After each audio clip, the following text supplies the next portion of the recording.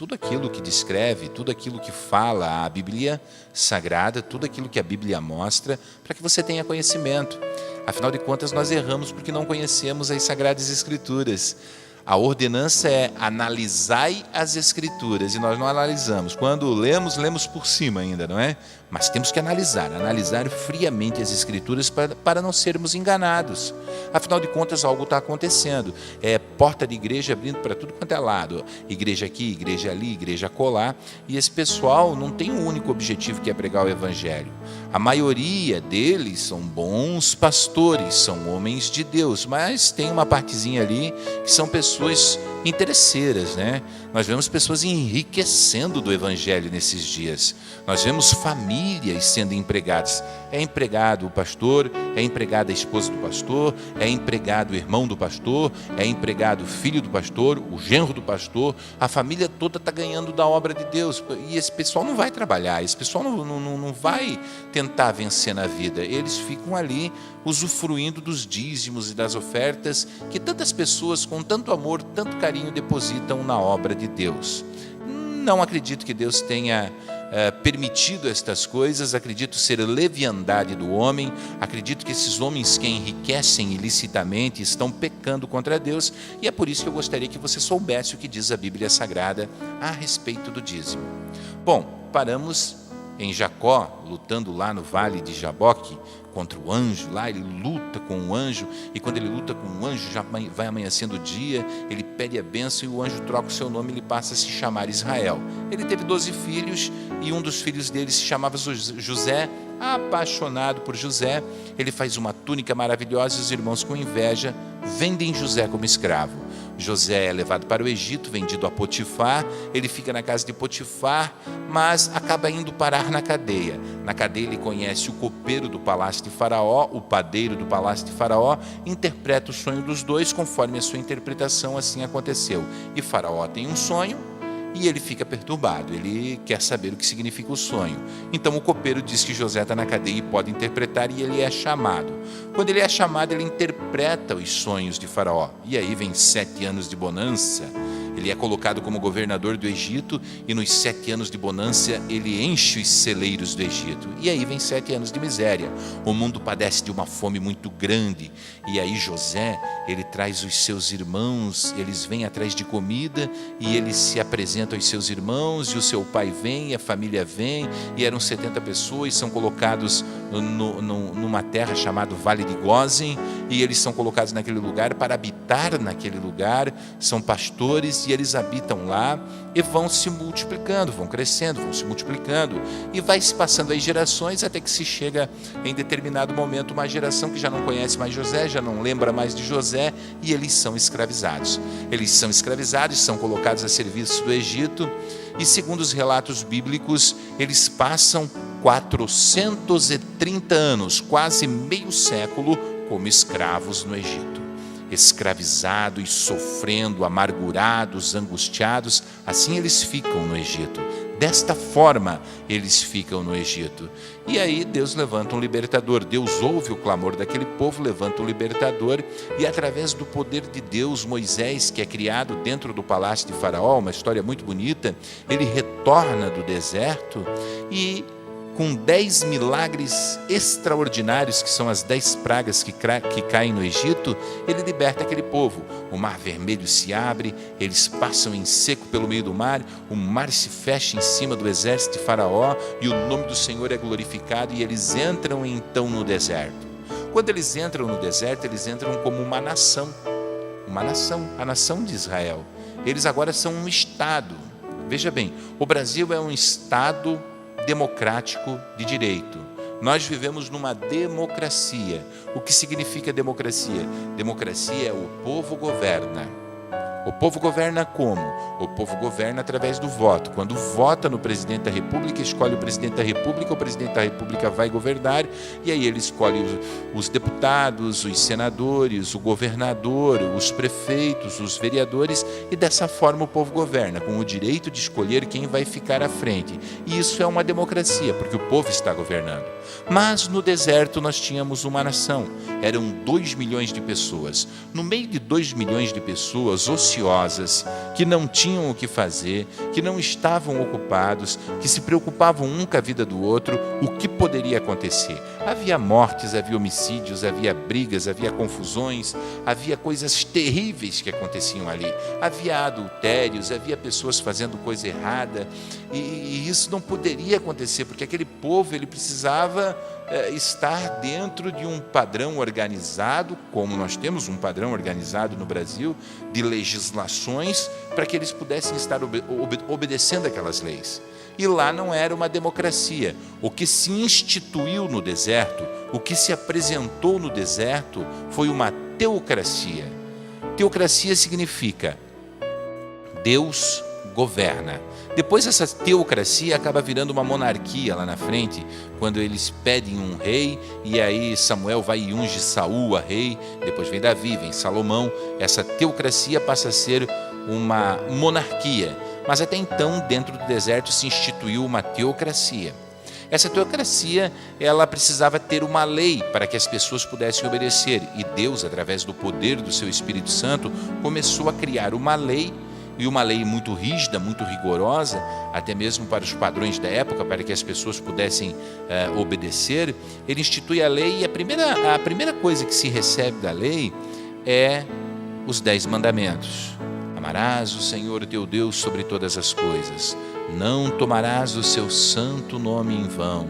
Aí outros mandamentos: honrará pai e mãe, guardarás o sábado, não matarás, não furtarás, não cobiçarás a mulher do teu próximo. Enfim, todos os mandamentos, eles são dados no Monte Sinai, que é o princípio da lei, e Moisés leva e apresenta para o povo. E depois, agregados a essa lei, vem outras leis, vem a construção do tabernáculo no deserto, vem a construção do lugar onde eles vão colocar os sacrifícios. E você sabe que todo governo tem seu funcionário público. Se nós estamos no Brasil, nós temos muitos funcionários públicos. Nós sabemos que temos funcionários públicos, funcionários a nível municipal, a nível estadual, a nível federal. Temos estas pessoas que são assalariadas e são pagas pelo povo para estarem desenvolvendo ações para o povo. Pelo menos esse é o objetivo. No deserto do Sinai, a teocracia instituída por Deus também criou funcionários, porque Deus levantou uma das 12 tribos de Israel para cuidar do sacerdócio. Lá não tinha ministério de obras, ministério de educação, ministério da saúde. Lá tinha um tabernáculo que precisava ser administrado, aonde as pessoas iam oferecer sacrifícios, aonde as pessoas iriam oferecer as suas dádivas para Deus, e teria que ter ali então pessoas que cuidassem, e durante a trajetória, durante a caminhada no deserto, teria que ter um grupo responsável para levar o tabernáculo, que não era leve não, levar as coisas do tabernáculo, e quando eles paravam, montar estas coisas, ou seja, cuidar única e exclusivamente das coisas do Senhor. E Deus institui a lei. Quando Deus institui a lei, Ele institui também o pagamento destes funcionários, destes sacerdotes, chamados levitas. Eu vou abrir a minha Bíblia aqui no capítulo 27 do livro de Levítico, que é o livro da lei. Levítico, a Bíblia, no capítulo 27, a partir do versículo de número 30, a instituição do dízimo. Diz assim, olha: também todas as dízimas do campo, da semente do campo, do fruto das árvores são do Senhor, santas são ao Senhor. Porém, se qualquer das suas dízimas resgatar alguma coisa, acrescentará o seu quinto sobre ela. No tocante a todas as dízimas de vacas e ovelhas, de tudo que passar debaixo da vara, o dízimo será santo ao Senhor. Não esquadrinhará entre o bom e o mal, nem o trocará, mas se de alguma maneira o trocar, o tal será trocado, serão santos, não serão resgatados. Estes são os mandamentos que o Senhor ordenou a Moisés para os filhos de Israel no Monte Sinai. Então Deus cria o dízimo. O ato de dizimar, ele é um imposto criado já antes da Bíblia Sagrada. Quando um rei ia lá, possuía uma cidade, ele tomava uma cidade, aquela cidade passava a pagar um imposto. Esse imposto era 10%, era o dízimo. Era um imposto, a princípio, também consagrado aos deuses pagãos da antiguidade, para que as pessoas que acreditavam nesses deuses pagãos tivessem prosperidade sobre as suas colheitas, enfim. E esse dízimo, ele foi dado por Deus no Monte Sinai a Moisés, para que Moisés pudesse pegar deste dízimo e entregar aos levitas, porque os levitas, eles são separados por Deus para o sacerdócio. Os levitas, eles são as pessoas, a tribo de Levi, os filhos de Levi, eles são os responsáveis pela administração do sacerdócio nesta teocracia da nação israelita, que era uma nação peregrina que andava pelo deserto sem ter um lugar para parar, sem ter uma terra que fosse deles, sem existir uma terra para eles. Eles tinham sim a promessa de Deus, de que Deus os conduziria a uma terra que manava leite e mel, mas eles não possuíam essa terra. E esses 2 milhões de pessoas estavam lá no deserto nesta lei. Esta lei é uma lei bastante severa. Quando, por exemplo, uma pessoa matava uma pessoa, aquela pessoa tinha que morrer. Quando furava o olho de alguém, ela tinha um olho furado. Quando ela quebrava o dente de alguém, ela tinha também um dente quebrado. Era olho por olho, dente por dente. Isso tudo está na Bíblia Sagrada aqui no livro de Levi, no livro de Levítico. Hoje não é mais assim. Vamos ler em Deuteronômio, no capítulo de número 26, Deuteronômio 26, a partir do versículo de número 12. Deuteronômio 26, 12. Diz assim, olha: quando acabares de dizimar todos os dízimos da tua novidade no ano terceiro, que é o ano dos dízimos, então darás ao levita, ao estrangeiro, ao órfão e à viúva, para que comam dentro das suas portas e se fartem. E dirás perante o Senhor teu Deus: tirei o que é consagrado da minha casa e dei ao levita, e ao estrangeiro, e ao órfão e à viúva, conforme todos os teus mandamentos que tens me ordenado. Nada transpassei dos teus mandamentos, nem deles me esqueci. Veja bem, a ordem de Deus era que fosse dado não somente ao levita, mas também à viúva, que eram as pessoas mais frágeis, não tinha um marido para trabalhar, era viúva, muitas vezes os filhos já estavam casados, era viúva, estava lá abandonado, tinha que ter um sustento.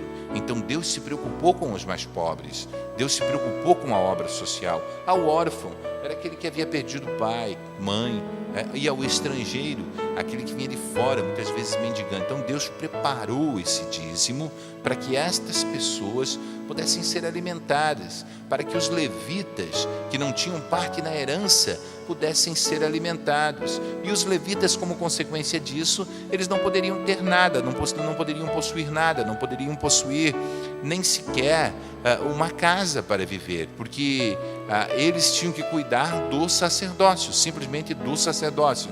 Então eles não poderiam ter bens. Essa é a lei. Nada comparado ao que nós vemos hoje. Nós temos aí, eu vi uma matéria no noticiário, um pastor que foi preso por orgias que praticava. Ele foi preso e o apartamento que ele morava em Copacabana, no Rio de Janeiro, foi avaliado em 8 milhões de reais. Outros que têm jatos particulares, outros que fazem viagens, outros que a igreja paga salário para ele, paga salário para o filho dele, para o genro, para o irmão, para o outro irmão, para a mãe. Todo mundo recebe da igreja.